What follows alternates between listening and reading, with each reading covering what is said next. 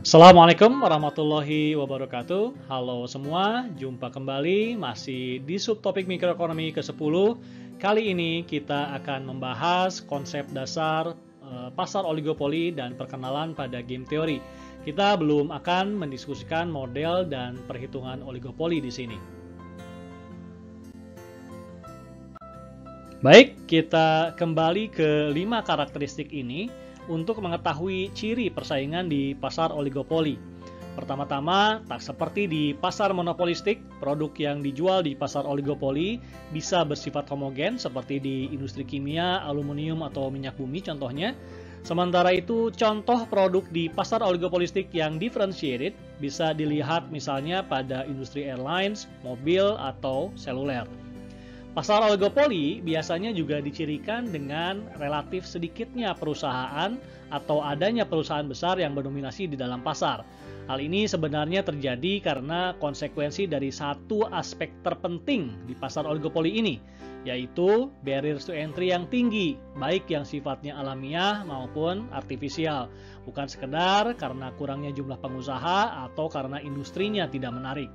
Dengan sedikitnya perusahaan, persaingan di pasar oligopoli menjadi sangat intens. Perusahaan benar-benar menggunakan kekuatan pasarnya untuk bertindak strategis, mengantisipasi setiap tindakan strategis yang mungkin dibuat oleh pesaingnya. Sekarang mari kita bicarakan mengenai barriers to entry alamiah di pasar oligopoli. Natural barriers yang pertama adalah kondisi economies of scale dari perusahaan oligopoli. Dalam kondisi ini, semakin banyaknya output yang dihasilkan akan menurunkan biaya per unit perusahaan. Economies of scale di pasar oligopoli bisa terjadi karena teknologi produksi perusahaan yang sangat tinggi dan mahal namun juga sangat efisien. Dan hal ini dimungkinkan terjadi karena pangsa pasar perusahaan yang besar dan mendekati pangsa monopolis. Dengan pangsa pasar yang besar ini pula, skala ekonomi perusahaan oligopolis bisa didapatkan melalui spesialisasi, bahkan hingga ke tingkat manajerial organisasinya, serta melalui akses modal di pasar finansial dan akses material di pasar input. Pada industri tertentu, economies of scale bisa didapatkan pula dari treatment khusus yang diberikan oleh pemerintah setempat, sehingga misalnya hanya beberapa perusahaan saja yang diizinkan untuk berproduksi dan mengeksersis potensi skala ekonominya. Natural barriers to entry yang lain adalah sunk cost perusahaan oligopoli yang tinggi. Sunk cost ini biasanya dikeluarkan untuk membiayai research and development dan penguasaan teknologi. Kita bisa melihat misalnya R&D dan penguasaan teknologi Samsung untuk layar LED atau inovasi-inovasi teknologi di industri pesawat terbang. Biaya-biaya ini sangatlah besar dan tidak bisa direcover jika usaha ternyata gagal.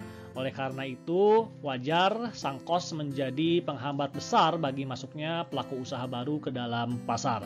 Terakhir, natural barriers to entry bisa terjadi karena name recognition dan market reputation dari perusahaan di dalam industri.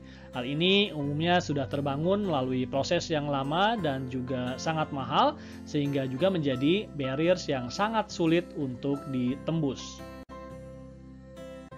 Lalu, apa yang menjadi artificial barriers di pasar oligopoli atau barriers yang secara sengaja dibuat oleh perusahaan-perusahaan di dalam industri untuk mencegah masuknya entry? Perusahaan bisa menerapkan predatory pricing misalnya. Ini pernah terjadi di industri airline di Amerika hingga industrinya malah hampir kolaps, atau juga di industri seluler di Indonesia. Predatory pricing atau penetapan harga jauh di bawah harga normal ini tak hanya untuk mencegah entry, tapi seringkali dilakukan sebagai bentuk perang dagang atau untuk menendang kompetitor tertentu keluar dari pasar. Perusahaan di pasar oligopoli juga bisa mengeksklusifkan kontrak, paten, atau lisensi tertentu, melakukan merger untuk memperbesar dan memperkuat bisnisnya, atau juga melakukan vertical integration atau mengunci supplier bahan baku agar suplainya hanya ke perusahaannya saja. Terakhir, sebelum kita berlanjut ke pembahasan mengenai game teori dan beberapa model oligopoli, pastikan kita memahami konsep ini.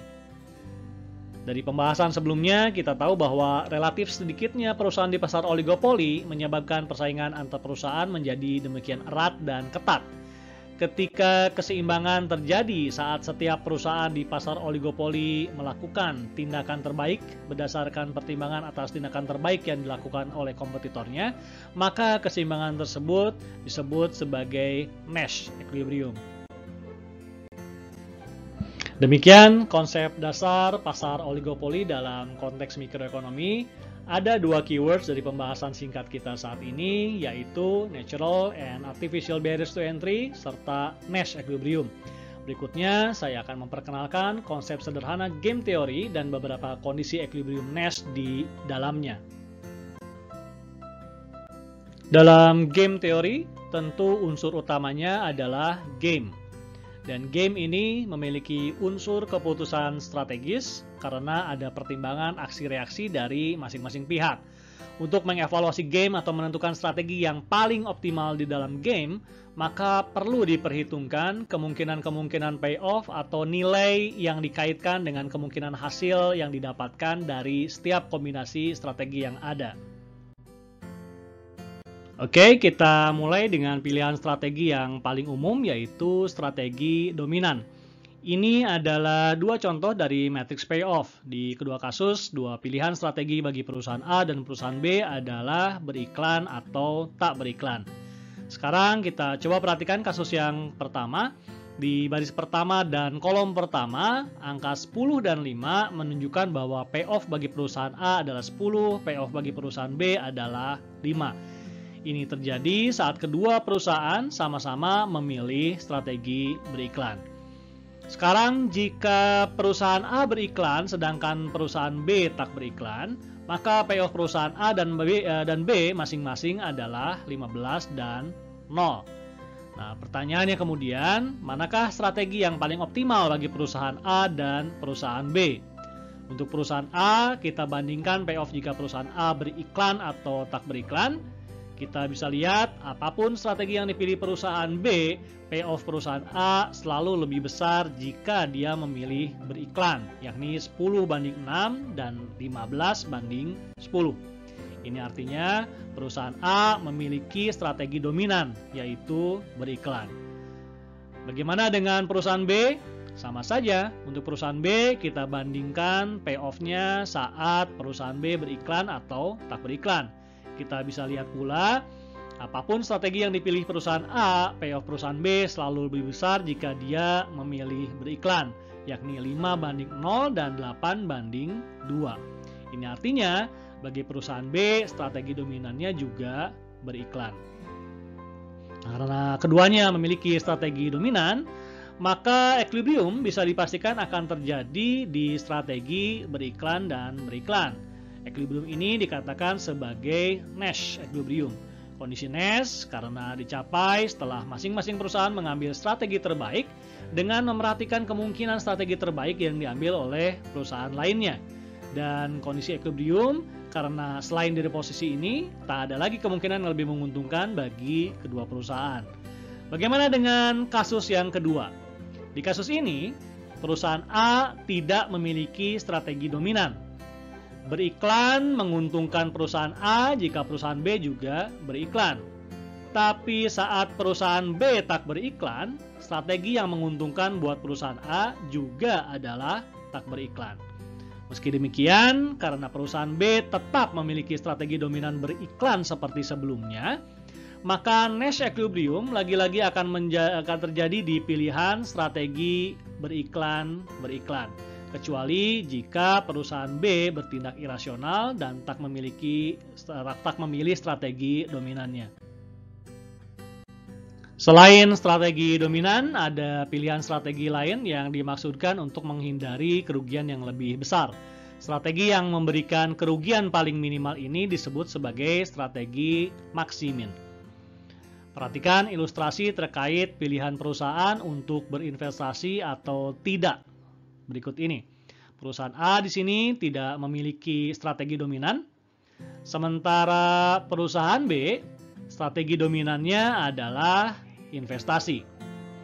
Dengan anggapan bahwa perusahaan B akan bertindak rasional, yaitu memaksimalkan payoff-nya, maka respon terbaik bagi perusahaan A adalah ikut melakukan investasi juga.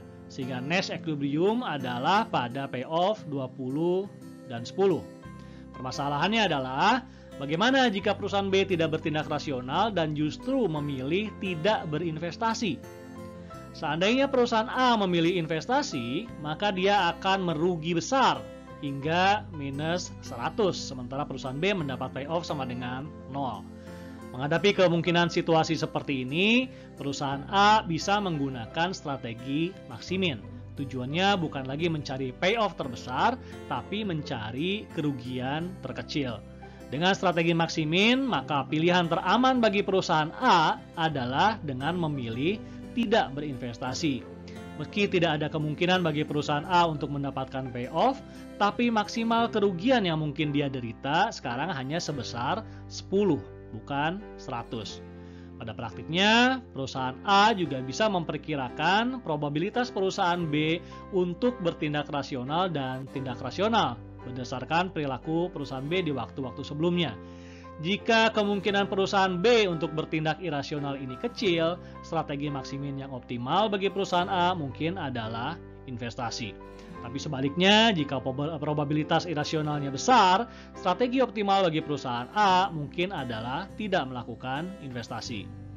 Di kasus apa lagi strategi maksimin ini bisa dipergunakan? Ada satu kasus yang paling terkenal di dalam game teori, namanya kasus Prisoner's Dilemma. Dalam kasus ini, dua tawanan diinterogasi di sel yang berbeda untuk memberikan pengakuan atas kejahatannya. Setiap tawanan berupaya meminimalkan hukuman yang mungkin ia terima.